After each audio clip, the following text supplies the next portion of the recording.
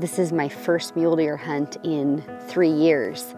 This terrain and this environment is a really great place. The bucks that typically hide in these coulees and crags and stay brushed up during the day expose themselves because the frenzy of the rut takes over.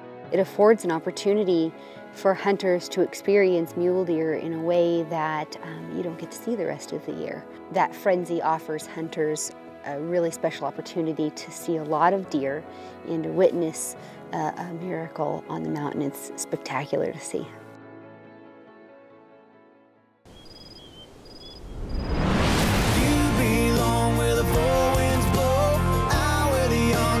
Mustang roam like a sweet summer rain, passing through, never seen anything wild as you. You belong where the four winds blow, out where the young tame Mustang roam like a sweet summer rain, passing through, never seen anything wild as you.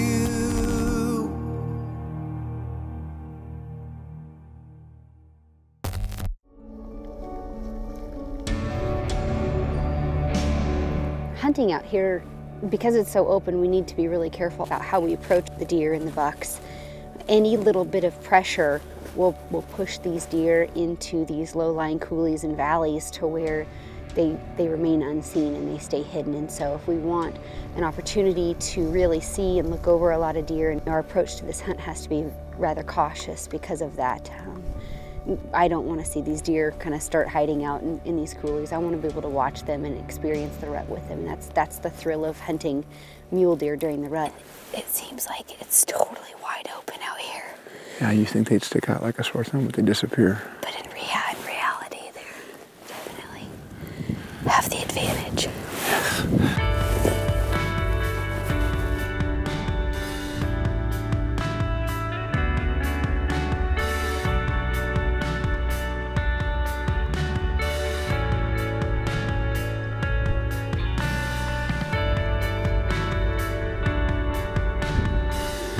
Oh, he's right above the cylinder. Okay.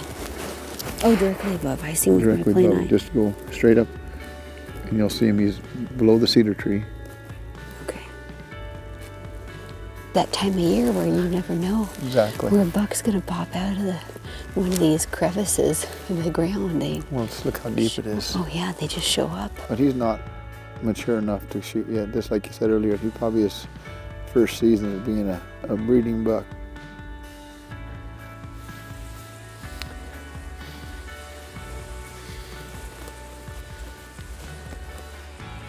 Here it is, right at the bottom. See it? Dang. That is a beast. Wow. Sawed the cheaters off. On both sides. Yeah. That guy is a cat daddy. Giant buck, bad wind, buck leaves. Yeah. Yeah, we had Story of my life. Yeah, Wind. wind got us, he smelled us and took off. And he was big.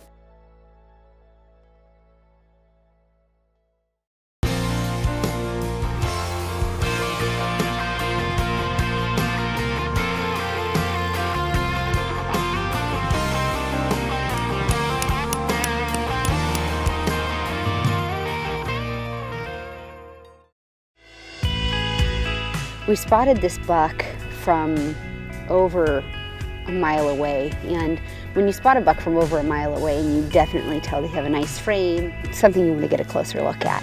Unbeknownst to us, we went in for our closer look and we literally walked right by him. And that just goes to show you how this terrain can be so deceiving. As we're looking back into those coulees and fingers, Craig spotted that deer. We had watched some does kind of feed out and across, and that buck really wanted to join those does, but he saw us and he fought every instinct inside himself. He'd retreat and hide, and then he'd come back out. But every time he'd come out, he was looking at us, and I just didn't want to take a chest shot, not at 200 yards. It just wasn't a good shot for me, and it was one that I was willing to wait on.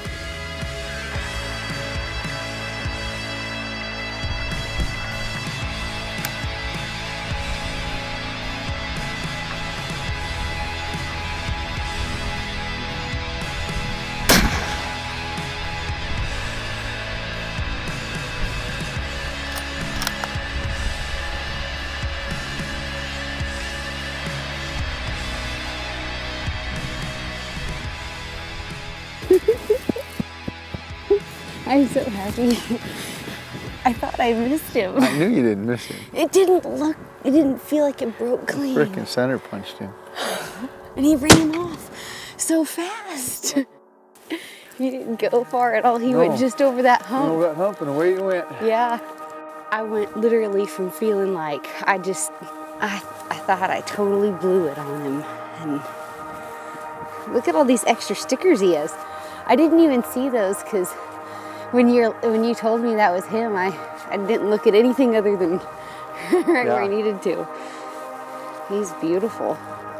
Hunting Montana in November sure is. It's cold, but it's one of the most magical times to hunt deer because they're just moving and he's chasing those does, and that was a lot of fun.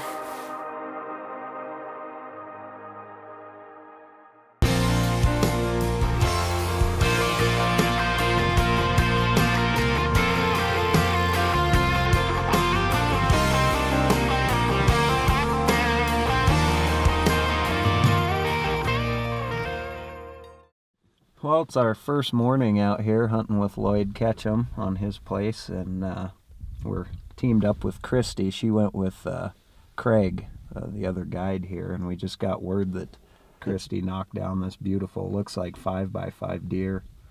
It's got kind of some gnarly stuff around the bases, and just a good-looking mule deer. I think that's the first deer she's taken in 3 or 4 years, so pretty cool. We're going to come together here and eat some sandwiches on the hill and get a chance to look at this buck pretty soon, but really happy for Kristy. We were hoping she'd get one, so yeah, one down. I'm really excited to hunt with Jason Matzinger. He's a good friend of mine, and he's somebody I really look up to as far as an outdoorsman and a conservationist. You know, working with the Rocky Mountain Elk Foundation, we try to make every episode about conservation and how hunting is conservation. Jason really is somebody that flies that same flag.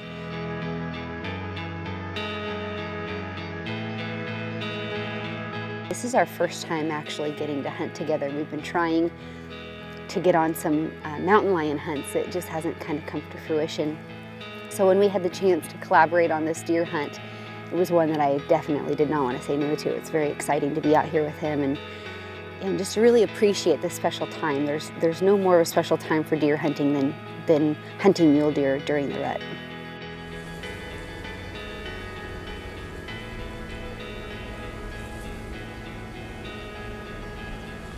Well, it's the end of our first evening here, and as you can see, we just had kind of a tough decision to make there right at dark.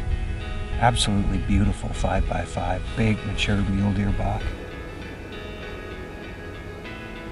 But I think I just love hunting them too much. I want it to last longer, so we're just gonna let them slip off into the coulee for the night.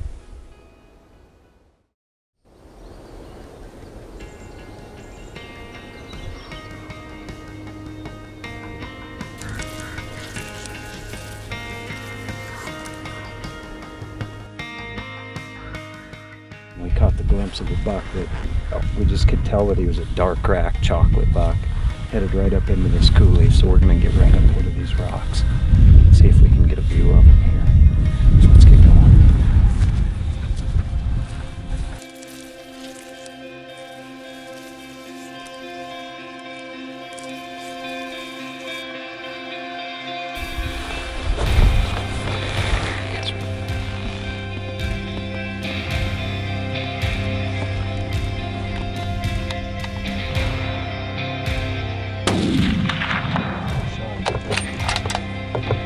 Overshot him.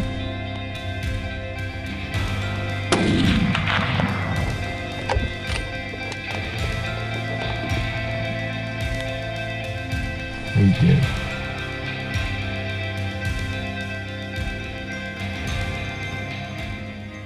Happy birthday! Yeah, thank you. I could not be more stoked. So awesome. Oh, I can't be more stoked with this deer. Yeah, he's old. Yeah, he has so much character and those dark horns, and I mean, that's just, I mean, you know, I was starting to wonder if I was losing my mind passing some of those other bucks, but you know, those dark horns and these extra kickers. I've never killed a buck that has like matching kickers like this. Yeah. Double brows. Stunning buck. We knew this side was on here, but we weren't sure about this right side. And you know, we had him on Skyline and we filmed him going up, and he caught our wind and took off out of the bottom of that valley. And you know, all I knew, he's dark, heavy, chocolate horn, just gorgeous buck, and you know, couldn't get on him. We watched him on the Skyline and he kind of just looked back at us like, haha, I got away. What a great buck. And oh, I'm so jacked.